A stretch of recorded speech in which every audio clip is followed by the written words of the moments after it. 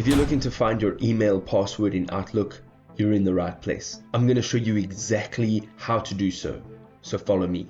So there's two ways to do this, right? The first way is going into the Outlook app. Now, once I've opened the Outlook app, you're going to go over to the left-hand side, look for File, and here you're going to look for Account Settings. Now, once you clicked on this, you're going to look for Account Settings again, and this will allow you to add or remove accounts or change existing connections. Now you're going to click on the email address that you would like to find your password for, and just above that you'll see Repair.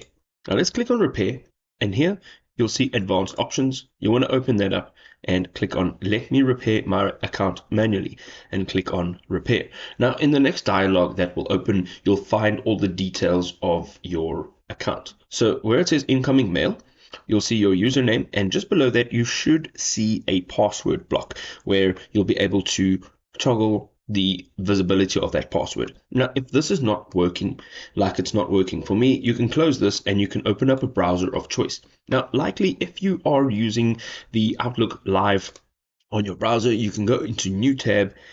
You can open up your settings on the top right hand side. You can go to Password and Autofill and look for the Google Password Manager. Now, this is a great way to find your password. You can go in here and you can just type in Outlook.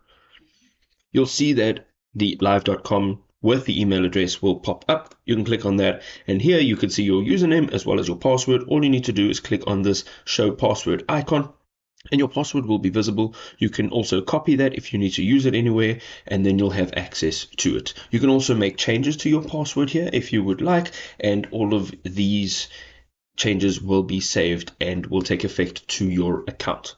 If this was helpful, you can go ahead and drop us a like, and we'll see you next time. Peace out.